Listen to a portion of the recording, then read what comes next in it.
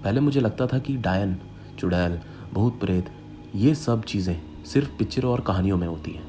असल ज़िंदगी में इन सब चीज़ों का कोई वजूद नहीं है। ये सब सिर्फ लोगों को बहकाने के लिए बनाई जाती हैं। लेकिन बाद में जब इन सारी चीज़ों का असर मेरी ज़िंदगी में पड़ा, बाद में जब उनमें से ही एक डायन मेरे पीछे पड़ी और मैं भी उनमें से एक बन गया जो इन सब चीज़ों का शिकार हुआ, तब जाके यकीन हुआ कि हाँ, कि ये सारी चीज़ें असल ज़िंदगी में भी ताल्लुक़ रखती हैं।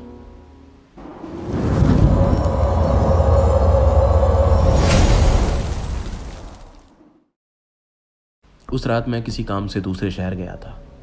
मैं ट्रेन से अपने घर वापस लौट रहा था। ट्रेन का रात में आने का समय तो 8 बजे था, लेकिन किसी कारण उस दिन रात में ट्रेन 1 घंटा देरी से चल रही थी, जिसके चलते मेरे को अपने स्टेशन पहुंचते पहुंचते रात के 9 बज गए।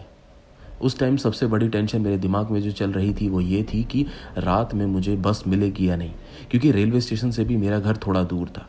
वहाँ से मुझे बस पकड़ के अपने घर की तरफ जाना होता था। तो सबसे बड़ी टेंशन दिमाग में उस वक्त यही चल रही थी कि मैं बस पकड़ पाऊंगा या नहीं। लेकिन शायद किस्मत अच्छी थी कि मुझे एक बस वहाँ खड़ी दिख गई। मैं जाके जल्दी से उसमें बैठ गया, अपनी टिकट कटाई और अपनी सीट ले ली। रात का समय था तो ज़्यादा लोग उस समय ट्रैवल करते नहीं थे। लगभग 10 से 12 लोग ही बस के अंदर बैठे हुए थे और आधी से ज़्यादा सीट खाली थी।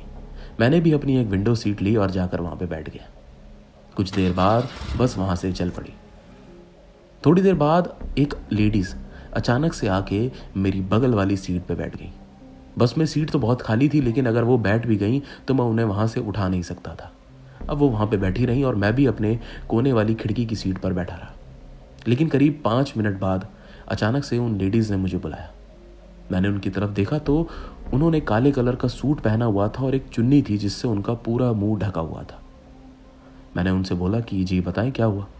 उन्होंने मुझसे बोला कि आप मेरी मदद कर सकते हैं। मैंने कहा बताएं क्या हुआ। उन्होंने तभी एक अपनी चुन्नी का कोने का हिस्सा मेरी तरफ किया और बोला कि ये जो गांठ बंधी हुई है मुझसे खुल नहीं रही है, क्या आप इसे खोल देंगे। मैंने कहा जी बिल्कुल। मैंने उनकी वो चुन्नी का हिस्सा अपने हाथ में लिया और वो गांठ को खोलने लगा। लेकिन दोस्तों यकीन करें, न जाने उस वक्त उस गांठ में क्या था वो तो मुझे पहले पता नहीं चला, लेकिन वो गांठ का हिस्सा बहुत गर्म था। वो अजीब सी गर्माहट मेरे हाथ में लग रही थी। लेकिन तब भी मैंने वो गांठ खोली और जैसी वो गांठ मैंने खोली तो उसमें मेरे को अंदर काफ़ी सारे बाल दिखाई दिए। वो इंसानी बाल थे या जानवर के मुझे तो नहीं पता, लेकिन वो बाल थे काफ़ी सारे। उसके बाद वो मैंने उनके हाथ में दे दी और उन्होंने वो क्या किया मेरे को मतलब नहीं। मैंने अपना मुंह दोबारा से विंडो की तरफ कर लिया और बैठा रहा। मुझे क्या मतलब कि वो क्या है, किसके बाल हैं, पता नहीं क्यों ले जा रहे हैं, उस वक्त मेरे दिमाग में कुछ भी नहीं आया। मैंने उन चीज़ों से मतलब रखा ही नहीं। मैं अपनी सीट पर चुपचाप बैठा रहा और करीब आधे घंटे बाद जहाँ मेरे को उतरना था वो स्टॉप आ गया। मैंने अपना बैग उठाया और बस से नीचे उतर गया। मुझे अच्छी से याद था कि उस स्टॉप पे सिर्फ मैं ही एक अकेला बंदा था जो उतरा था। मेरे अलावा वहाँ कोई नहीं उतरा। बाकी सारे लोग जितने वहाँ बैठे थे सब वहीं बैठे हुए आगे बस में बैठ कर चले गए।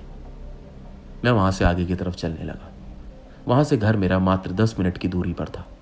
एक चौराहा पड़ता था, उसे पार करके ही मेरा घर आगे आ जाता था। मैं उस चौराहे के पास पहुंचा। चौराहे पे लाइट जल रही थी, काफ़ी सारे लोग वहाँ से आ जा रहे थे। मैं भी उस चौराहे को पार करके आगे जा रहा था कि तभी मेरी नज़र सामने पड़ी तो मैंने एक व्यक्ति को वहाँ से आते हुए देखा। उस व्यक्ति को मैं थोड़ी देर देखता रहा ध्यान से, क्योंकि वो व्यक्ति कुछ जाना पहचाना लग रहा था। लेकिन जैसे ही वो व्यक्ति और मेरे करीब आ रहा था तो वो व्यक्ति कोई और नहीं बल्कि ये वही औरत थी जो अभी मेरे बस में बगल में बैठी हुई थी। वही काला सूट, चुन्नी से ढका हुआ मुंह जिसमें मुंह नहीं दिख रहा था। उस औरत को देखते ही मेरी कदमों की रफ्तार थोड़ी धीमी पड़ गई, क्योंकि मैं उस औरत को ध्यान से देखने लगा कि कहीं ये कोई और तो नहीं। लेकिन नहीं, ये वही औरत थी।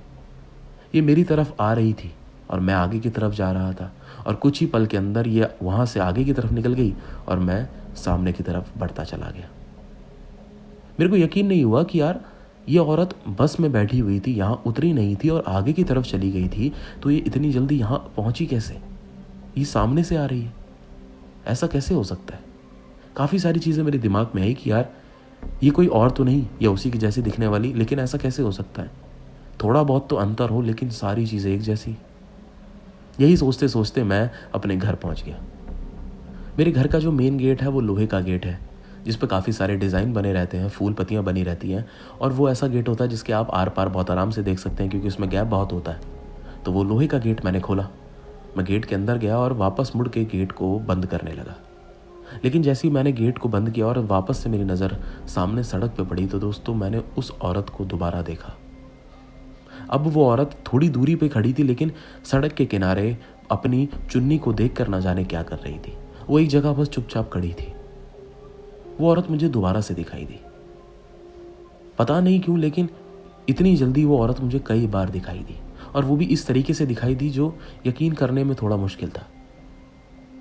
उसके बाद फिर मैंने उस औरत को ना ज़्यादा देखा ना सोचा, अपने घर के अंदर गया।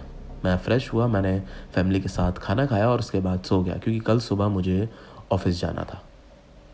सुबह उठा, अपना फ्रेश हुआ, ऑफिस के लिए निकल गया। ऑफिस सुबह 10 बजे से होता था, तो मैं ऑफिस टाइम से पहुंच जाता था। अपने ऑफिस में पहुंचा तो मेरे ऑफिस के बिल्डिंग के बाहर काफ़ी सारे लोग खड़े ही थे। जो ऑफिस में आने जाने वाले लोग थे वो खड़े ही थे, और कुछ लोग ऑफिस के अंदर जा रहे थे। लेकिन मेरे को वो औरत फिर से दिखाई दी। इस बार वो ऑफिस का जो मेन गेट होता है उसके जस्ट बगल में खड़ी वो औरत फिर से अपनी चुन्नी में ना जाने क्या कर रही थी। वो औरत मुझे फिर दिखाई दी। अब ये बार बार इस औरत का दिखाई देना कुछ अजीब था। या तो ये कोइंसिडेंस है कि उस दिन के बाद से औरत मुझे दोबारा बार बार दिखाई दे रही है, या तो इसका मतलब कुछ और। कुछ सेकंड मैंने उस औरत को देखा और उसके बाद फिर मैं ऑफिस के अंदर चला गया। और सिर्फ यही नहीं, उसके बाद कई बार जब मैं ऑफिस से घर आता या ऑफिस जाता तो वो औरत मुझे दिखाई दी। इस घटना के अगले शाम ही जब मैं ऑफिस से घर लौट रहा था तो ये औरत मुझे फिर दिखाई दी रास्ते में। अब ये औरत मुझे दिन में कम से कम एक बार तो दिखाई देती थी, या तो ऑफिस जाते वक्त या तो ऑफिस से घर आते वक्त। 3 से 4 दिन ऐसे लगातार हो गए कि औरत मुझे दिखाई देने ही लगी थी डेली। इसके बाद मुझे ऐसी आदत सी पड़ गई कि एक आम आदमी की तरह मैं से देखने लगा कि अभी रोज़ दिखनी ही दिखनी है, जैसे कोई पड़ोस का मेरा रहने वाला। लेकिन ऐसे ही कुछ दिन जब बीते तो एक शाम मैं अपने दोस्त के साथ उसकी बाइक पर बैठकर ऑफिस से घर लौट रहा था। जब मैं अपने घर के पास पहुंच गया तो मैं उसकी बाइक से उतरा। हम दोनों वहाँ पे खड़े कुछ बातें ही कर रहे थे कि वो औरत मुझे तभी दोबारा से दिखाई दी। जैसे ही मैंने उस औरत को देखा तो मेरी हल्की सी हंसी छूट पड़ी। तो मेरा दोस्त मुझसे पूछने लगा कि भाई क्या हुआ। मैंने कहा भाई ये जो औरत खड़ी है ना, मुझे जब से मैं शहर से लौटा हूँ ये मुझे रोज़ दिखाई देती है। ऑफिस आते वक्त, ऑफिस जाते वक्त, समझ ले एक ना एक बार तो मुझे दिखाई देगी ही देगी। भाई मैं खुद परेशान हो गया था शुरू में कि ये मुझे बार बार क्यों दिखाई देती है, लेकिन अब तो इसकी आदत पड़ चुकी है। पता नहीं यार क्या है। लेकिन मेरे दोस्त का जवाब कुछ अलग सा आया। उसने बोला कि वो औरत कहाँ खड़ी है। मैंने बोला वो मिश्रा जी की जो दुकान है उसके जस्ट सामने तो खड़ी है। लेकिन उसने बोला कि भाई वहाँ तो कोई नहीं खड़ा। मैंने कहा कि भाई वो देख ध्यान से, वो जो काले सूट में जो खड़ी है ना औरत, जिसने अपने चुन्नी से पूरा मुंह ढका हुआ है, मैं उस औरत की बात कर रहा हूँ। लेकिन मेरे दोस्त ने मुझसे फिर से बोला कि तू कहाँ और किस औरत की बात कर रहा है यार, यहाँ तो कोई नहीं खड़ा। पता नहीं तुझे कौन सी कहाँ औरत दिख रही है। मैंने कहा भाई तू कहाँ देख रहा है, सामने देख, मिश्रा जी की दुकान के ठीक सामने एक औरत खड़ी हुई है। उसने काले कलर का सूट पहना और चुन्नी से मुंह ढका हुआ है। वो अकेली खड़ी तो है। लेकिन मेरे दोस्त को वहाँ कोई औरत दिखाई नहीं दे रही थी, वहाँ कोई नहीं था। वो मुझसे कहने लगा कि भाई सुन, मुझे पता तू मेरा पागल बना रहा है, तू जा घर पे और मैं भी जा रहा हूँ, बहुत लेट हो गया। मैंने उससे बोला कि तुझे वहाँ कोई नहीं दिखाई दे रहा। उसने बोला कि नहीं भाई कोई नहीं है। कि तभी मेरे घर के बगल में रहने वाला एक लड़का वहाँ से गुजर रहा था। मैंने उसे बुलाया कि तू इधर आ। वो बोला हाँ भैया। मैंने कहा कि वो मिश्रा जी की दुकान के सामने जो औरत खड़ी वो तुझे दिख रही है। उसने बोला भैया वहाँ तो कोई नहीं खड़ा। मैंने कहा तुझे भी वहाँ कुछ नहीं दिख रहा। उसने बोला नहीं। अब मैं थोड़ा चौंक गया। मेरा दोस्त हंसा, उसने मुझसे बोला कि तू जा घर, मैं भी जा रहा हूँ। लेकिन मुझे वो औरत वहाँ पे अब भी खड़ी दिख रही थी, लेकिन उन दोनों को वहाँ पर कुछ नहीं दिखा। मुझे अजीब सा लग रहा था, लेकिन मैं क्या करूँ, मुझे कुछ समझ में भी नहीं आ रहा था। उसके बाद फिर मैं अपने घर के अंदर वापस चला गया। लेकिन अगले दिन इससे भी ज़्यादा एक अजीब चीज़ हुई। जब अगले दिन मैं ऑफिस से घर वापस लौटा तो मम्मी ने बोला कि दोपहर को करीब 4-5 बजे एक औरत आई थी, वो तेरे बारे में पूछ रही थी। मैंने कहा कि कौन। मम्मी ने बोला उसने नाम तो नहीं बताया, लेकिन उस औरत ने तेरा नाम लेके पूछा कि तू कब तक आएगा। मैंने कहा आपको पूछना चाहिए था वो कौन है, कहाँ से है। मम्मी ने बोला मैंने इतना तो नहीं पूछा, लेकिन मम्मी ने बोला उस औरत ने काला सूट पहना हुआ था और उसका चुन्नी से पूरा मुंह ढका हुआ था। ये बात सुनते ही मैं चौंक गया। मेरे मानो जैसे आँख और कान दोनों एकदम से खुल गए। मैंने मम्मी से बोला उसने काला सूट और चुन्नी से पूरा मुंह ढका हुआ था। मम्मी ने बोला हाँ। मैंने कहा और क्या पूछा उसने? मम्मी ने बोला कि बस उसने पूछा कि तू कब तक आएगा, और उसके बाद वो चली गई। मम्मी ने पूछा तू जानता है क्या उस औरत को? लेकिन मैंने मम्मी को कुछ बताया नहीं। मैंने कहा नहीं, पता नहीं कौन है। लेकिन उसके बाद से मेरे दिमाग में बातें चलने लगी कि कहीं ये वही औरत तो नहीं जो मुझे रोज़ दिखाई देती है और वो आज मेरे घर पे मेरे बारे में पूछ रही है। कुछ तो गड़बड़ ज़रूर है यार। लेकिन अगले ही दिन संडे था या फिर किसी चीज़ की छुट्टी थी, मैं अपने घर पे था। मैं अपने फैमिली के साथ दोपहर का खाना खा रहा था कि तुरंत उसी वक्त किसी ने हमारा मेन गेट खटखटाया। मैं उठकर गया देखने की कौन है। जैसे ही मैंने अपने कमरे का गेट खोला और मेन गेट की तरफ देखा तो वही औरत मेरे मेन गेट पर खड़ी हुई थी। कुछ देर तक तो मैं अपने गेट पे खड़ा रहा, लेकिन उसके बाद मैं उसके करीब बढ़ा।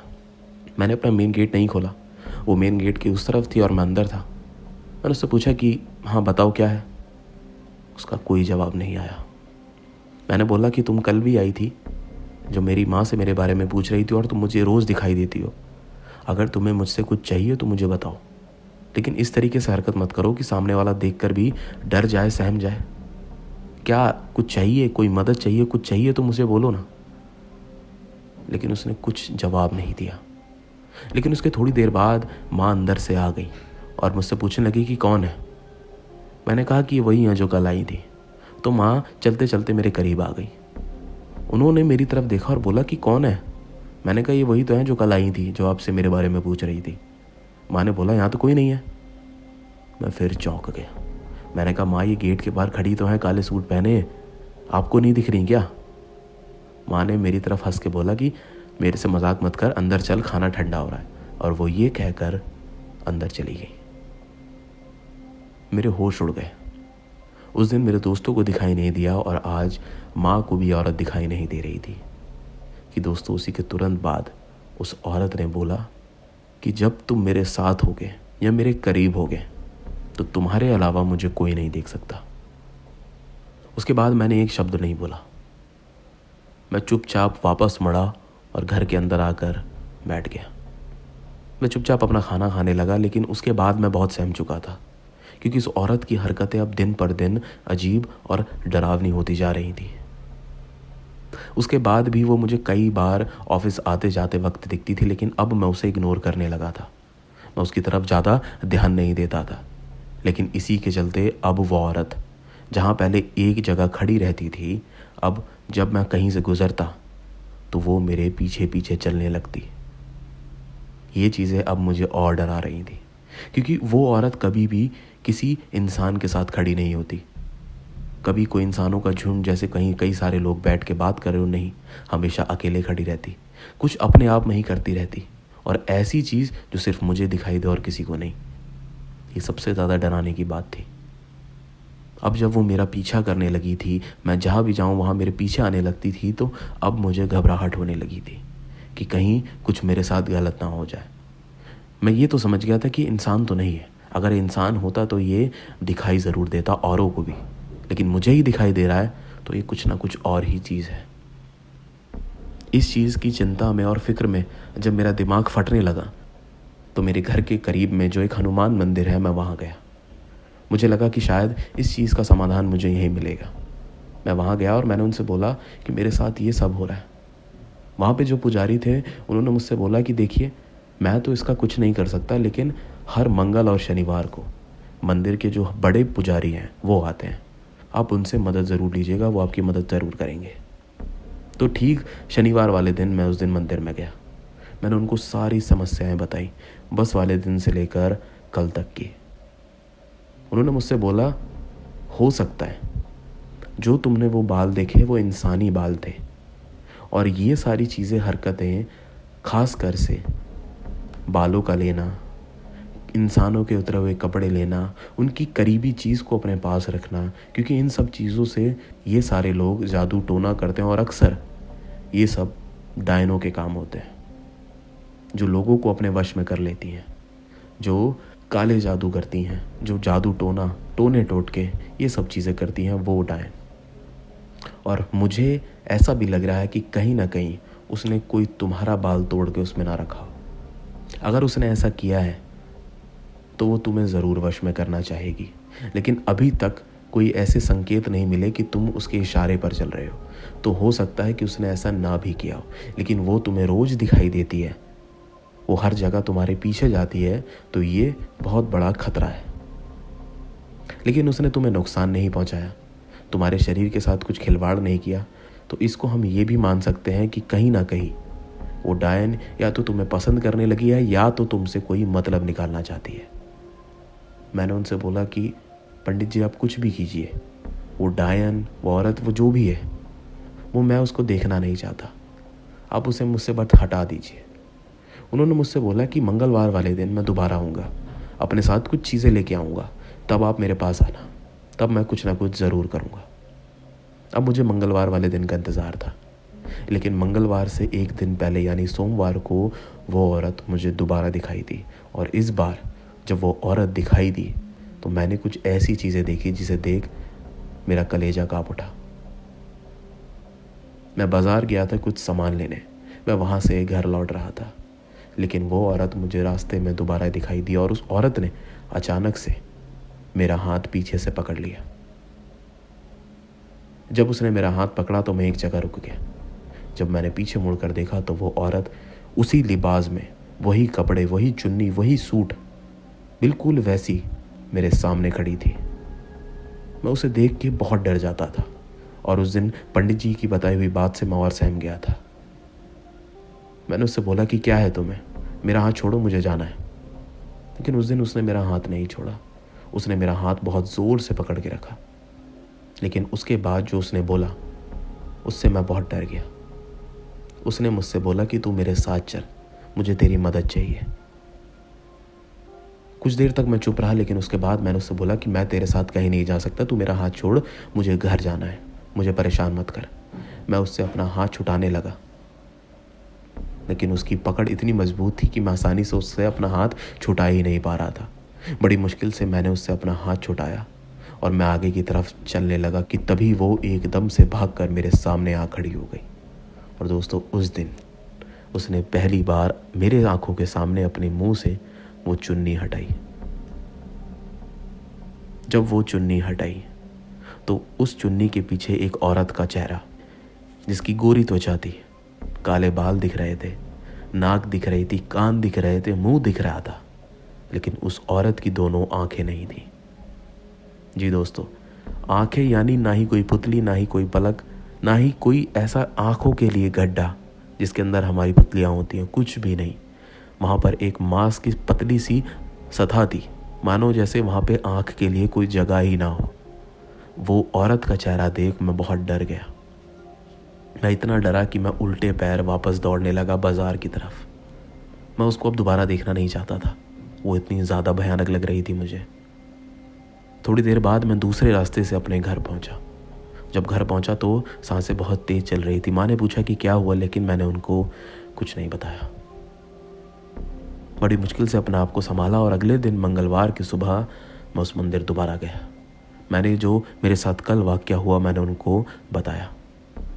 उन्होंने मुझसे बोला कि तुमने बहुत सही किया कि तुम उस औरत के साथ नहीं गए।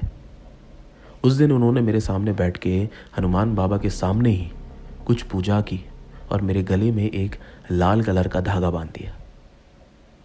उसके बाद उन्होंने मुझसे बोला कि तुम्हें रोज़ हनुमान चालीसा पढ़नी है, तुम्हें रोज़ ये पढ़नी है, और तुम धीरे धीरे ये देखोगे कि वो डायन तुम्हें दिखनी बंद हो जाएगी, वो अब तुम्हें दिखाई नहीं देगी और धीरे धीरे करके वो तुमसे दूर भी हो जाएगी। तुम्हें अब घबराने की बिल्कुल ज़रूरत नहीं है, हनुमान बाबा का हाथ तुम्हारे ऊपर है। ये बात सुनकर मैं घर आ गया। वो धागा मेरे गले में ही बंधा रहा और मैं रोज़ शाम को हनुमान चालीसा पढ़ने लगा और यकीनन उसका असर मुझे अगले दिन से ही दिखना शुरू हो गया। वो अब मेरे करीब आना उसने फिर से बंद कर दिया था। वो मुझसे दूर रहती थी और धीरे धीरे कर वो मुझे दिखनी भी बंद हो गई। जब ये असर मैं महसूस करने लगा तो मुझे बहुत राहत मिली कि आखिरकार मेरा उस डायन से पाला छूटा। मैं उस औरत को बिल्कुल पसंद नहीं करता था, और ख़ास कर से तब जब वो मेरे पीछे ही पड़ गई थी।